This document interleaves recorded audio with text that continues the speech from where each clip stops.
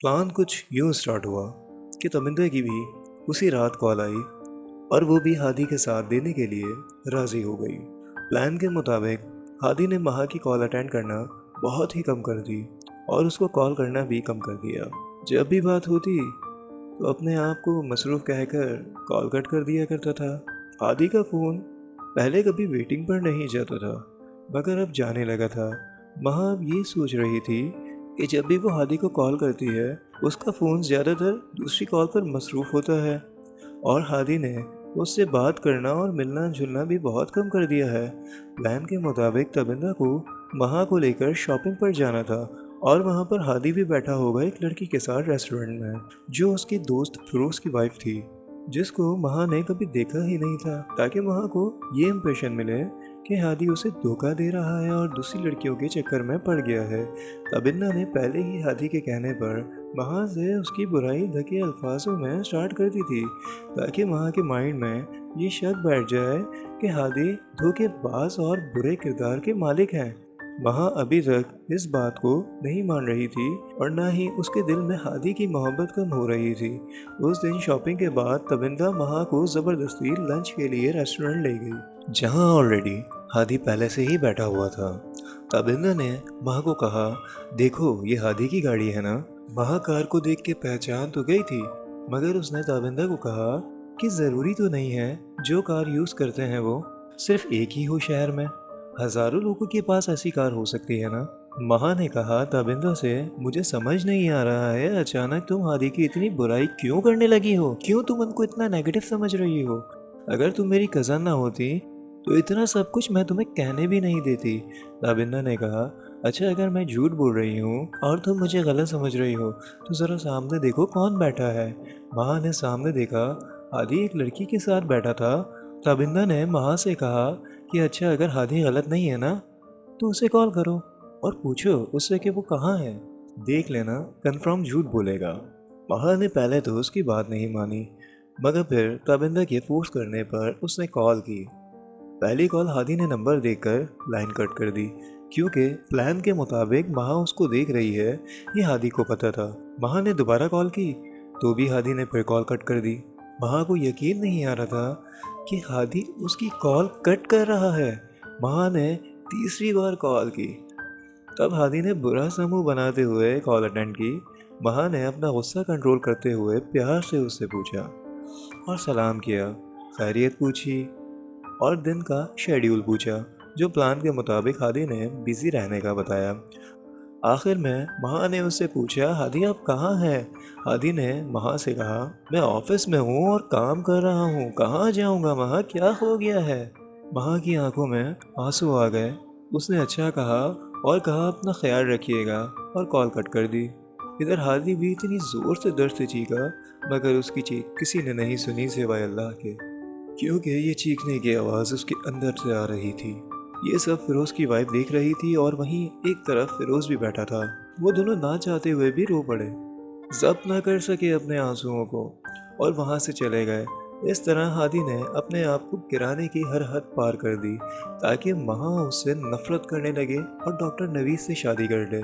और आखिर 2 महीने की मेहनत के बाद महा ने डॉक्टर नवीस से शादी के लिए हाँ कर दी। 27 दिसंबर, ये वो दिन है जिस दिन महा की शादी थी। हादी को बहुत तेज बुखार था।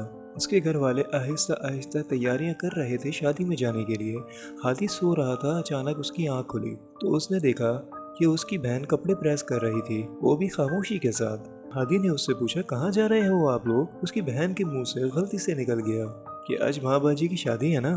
अचानक हादी को याद आ गया तो उसने अपनी सारी हिम्मत जमा करी और उठा और बहन से कहने लगा कि मेरे कपड़े भी प्रेस कर दो, मैं भी जाऊंगा। उसके तमाम घर वालों ने मना किया कि तुम्हारी तबीयत ठीक नहीं है, मगर हादी नहीं माना, क्योंकि आज उसकी कुर्बानी का फल मिलना था। वो कुर्बानी जो उसने महा के दिल में अपने लिए नफरत पैदा करने के लिए दी थी। शादी में पहुंचने के बाद हादी सबसे पीछे वाली सीट पर बैठ गया, क्योंकि तेज बुखार की वजह से उसको चक्कर आ रहे थे। जिंदगी में पहली बार उसने अपने वालिदैन और खाला के सामने सिगरेट पी। हादी के मामा बाबा और महा के मामा बाबा की नज़र हादी के ऊपर ही थी, जो अपने हाल से बेखबर था। एक हारे हुए इंसान की तरह एक कोने में बैठा हुआ था। वो लोग उसको देखकर रो रहे थे। सब लोग यही समझ रहे थे महा दोनों खानदानों की बहुत लाडली है, तो शायद महा ही रोने की वजह है। मगर असलियत कुछ और थी।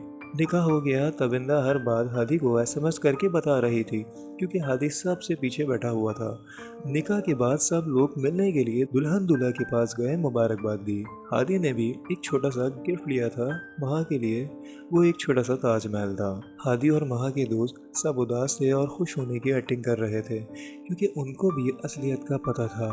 वो सब हादी के पास आए और उसे स्टेज पर चलकर दूल्हा और दुल्हन को मुबारकबाद देने के लिए कहा।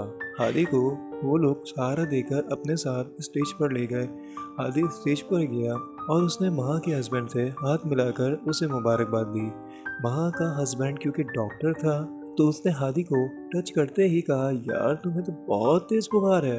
हादी ने कहा, नहीं डॉक्टर, मैं गर्म ही रहता हूँ। इस पर महा की तरफ से एक बात सुनी गई जो उसने तबिंदा को कही थी, भिखारी खाने की लालच में आए होंगे। हादी ने ये बात सुन ली थी, मगर वो मुस्कुराया। ये वही मुस्कुराहट थी जिस पर कभी महा फिदा रहती थी, मगर आज उसके चेहरे से हादी के लिए शिद्दत तरीन नफरत नजर आ रही थी। हादी ने ये सब जानते हुए भी नज़रअंदाज कर दिया और महा को जाकर मुबारकबाद दी। हादी और महा के कुछ दोस्तों की नज़र सिर्फ उन दोनों पे ही थी। हादी ने महा को गिफ्ट दिया और खुश रहने की दुआ दी। महा ने उस गिफ्ट को बेरुखी से लेकर तबिंदा को दे दिया, जो सब देख रही थी और रो रही थी।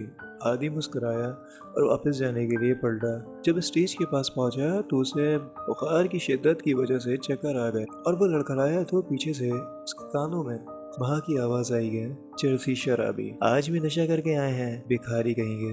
हादी के दोस्तों ने उसे पकड़ लिया था और सहारा देकर उसे नीचे उतारा। वो महा की तरफ देखकर उस रात आखिरी बार मुस्कुराया और सीधा खाला की तरफ चला गया, जहाँ उसकी अम्मी, खाला, उसकी बहन, बाबा और महा के बाबा एक ही आंखों से उसे देख रहे थे। उसने जाते ही खाला की तरफ देखा और उनसे हंसते हुए कहा, खाला शादी मुबारक हो। अब तो आप खुश हैं ना? इन लफ्ज़ों के पीछे छुपा हुआ दर्द, तकलीफ सिर्फ वही जान सकता है जिसने कभी ना कभी लाइफ में एक बार ही सही मोहब्बत की होगी। खाला ने तड़प कर आगे बढ़कर उसे गले लगाया और रोते हुए कहा, मेरी दुआ है बेटा, अल्लाह हर माँ को तेरे जैसा बेटा अता करे। हादी के अलावा वहाँ सब ने इस बात पर आमीन कहा। हादी ने अपने बाबा से गाड़ी की कीज मांगी, मगर बाबा ने उसको ये कहकर इनकार कर दिया कि वो ड्राइव करने के काबिल नहीं है, इस कंडीशन में नहीं है। हादी की जिद करने पर उसके दोस्तों ने उसके बाबा को यकीन दिलाया कि वो उसके साथ हैं। आप बेफिक्र रहे, आप गाड़ी की कीज दे दीजिए। हादी वहाँ से निकला, सीवीओ चला गया और बेतहाशा सिगरेट पीने लग गया। साथ ही तबिंदा के बराबर से मैसेजेस आ रहे थे। वहाँ शादी की रस्मों के बारे में उसको बता रही थी। हादी ने मुझसे सिर्फ इतना पूछा कि माँ खुश है।